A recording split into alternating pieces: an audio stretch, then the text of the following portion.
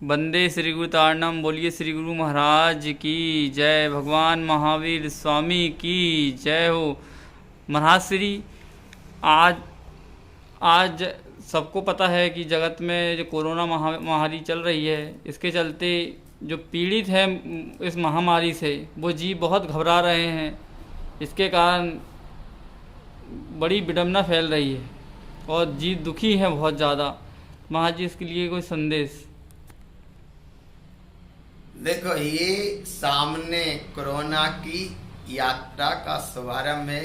एक तो इसकी उपज भय संज्ञा से है। भय संज्ञा है, जितना आयु कर्म जिस जीव का है वो निश्चित है। जिस जीव का, जिस द्रव्य का जैसा जो कुछ होना है वह अपनी तत्समय की योग्यतानुसार हो रहा है और होगा। इसे कोई टाल फिर बदल सकता नहीं। ये सिद्धांत ग्रंथों में आया और हुई है वही जो राम रुचि राखा। एक संदेश ये भी है, पर ये कोरोना की जो स्थिति से भय की संज्ञा अंदर में बैठ गई, ये भय की संज्ञा से मानव समाज प्रभावित हो रहा है। आया है असाता वेदनी कर्म का उदय है, कोरोना नाम पाया है। इससे बचने के उपाय, तो कोरोना से बचने के उपाय बस एक ही है कि मंत्र का स्मरण करो शुद्धि पूर्वक। खटाई और मिठाई से खाने इसका त्याग करो और शुद्ध वस्त्र पहन के मंत्र का स्मरण करो और धूप में अवश्य बैठो। थोड़ा कुनकुना पानी का उपयोग करो। जितने तुमसे पीते बने गर्म पानी, ऐसा अपनी पात्रता अनुसार गर्म पानी का उपयोग करो। आज कोरोना से जो भी मानव समाज प्रभावित है वो अपना धैर्य ना खोए, कभी भी धैर्य आत्मविश्वास ना खो। आत्मविश्वास धैर्य खो देते हैं, इसलिए ये घटनाएं भी सामने घट रही हैं। और इसमें ये बनता है कि आयु कर्म तुम्हारा जितना है वो निश्चित है, लेकिन आज समय में ये जाते हुए दिख रही है, ये शरीर छूटते दिख रहे हैं। इससे मानव समाज पूरा आंदोलित हो रहा है। तो इसमें ये होता है कि जैसे आयु कर्म की अवस्था तुम्हारी 60 वर्ष की है और अगर उसमें बंध का योग त्रिभाग के अनुसार पड़ता है, चूंकि पर इस समय में भी ये योग बनता है कि आयु कर्म के निषेध भय के कारण किसी भी मृत्यु अकाल नहीं होती, मृत्यु तो सुकाल में हो रही है। लेकिन ये आयु कर्म के जो निषेध 60 साल के हैं, वे 20 साल के पहले ही पूरे होकर 40 वर्ष की अवस्था में भी आयु का अंत आ सकता है।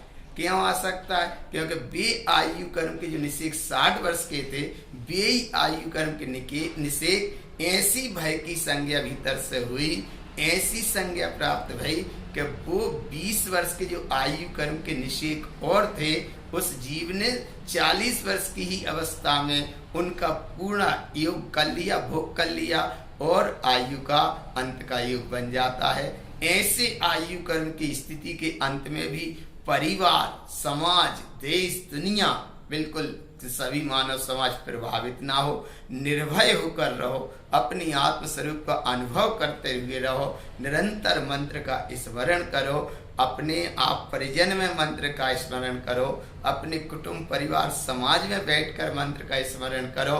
संपूर्ण देश को, संपूर्ण विश्व को, अखिल विश्व को यही महामय संदेश है कि धैर्य नहीं खोना, आत्मविश्वास नहीं खोना और अपने आत्म चैतन्य प्रभु का कभी स्मरण निरंतर करते जाना। इसका विस्मरण ना रहो। आत्मा ही परम तत्व है, आत्मा ही अजर अमर है, आत्मा ही अविनाशी तत्व है, आत्मा ही चैतन्य तत्व है, आत्मा ही अखंड तत्व है, आत्मा ही परम विश्व बंदिनी अपना चैतन्य स्वरूप भगवान आत्मा है। महापुरुषों पे भी देखो कितने उपसर्ग आए, भगवान राम पे उपसर्ग आए, भगवान महावीर स्वामी पे उपसर्ग आए, अतीत में महापुरुषों पे कितने उपसर्ग आए। उनने अपना उपसर्ग सहन किया, अपना धैर्य नहीं खोया, अपना आत्मविश्वास नहीं खोया। आज भी महापुरुष जगत के जीवों के लाने आदर्श बने हैं। ऐसे ही इस समय की इस घटना में तुम अपना आत्मविश्वास मत खो, अपना धैर्य मत खो, अपना संकल्प मत खो, निरंतर आत्मा का अनुभवन करते रहो। जो आत्मा का अनुभवन निरंतर चल रहा है और ये परिणमन निरंतर बढ़ रहा है, परिणमन निरंतर चल रहा है, परिणमन से प्रभावित मत हो। आत्म स्वरूप का स्मरण करो और उस परम विश्व विराट आत्मखंड सत्ता का स्मरण करते हुए उस परम शाश्वत सुख सिद्धांत को उपलब्धि की तैयारी भावना भाव। परिजन के साथ में जो भी परिजन है उस परिजन को परिजन में निरंतर आत्म दृढ़ करो, आत्म संबल दो, ज्ञान का बल दो। एक तो दोबारा 13 दिन का योग बनता है, तो ऐसी अगर किसी को स्थिति बनती भी है, उसकी पॉजिटिव कोई रिपोर्ट आती भी है, तो वो अभी धैर्य ना खोए, भयभीत ना हो। वो 12 दिन 13 दिन 14 दिन 14 दिन अपने स्थान पर बिल्कुल अकेले में रहे, निरंतर आत्मस्वरूप का स्मरण करे, आत्मा का ध्यान करे, मंत्र जप करे और जनमानस से अपना बचाव रखे और एक ही मंगल भावना भाई कि जो असाता वेदनी कर्म का उदय हम पे आया है ये किसी भी मानव समाज पर ना आए। सबके प्रति मंगल भावना, मंगल मैत्री शुभ भावना के साथ बोलो विश्व रत्न आचार्य भगवान तारण तरण देव मंडलाचार्य जी महाराज की जय।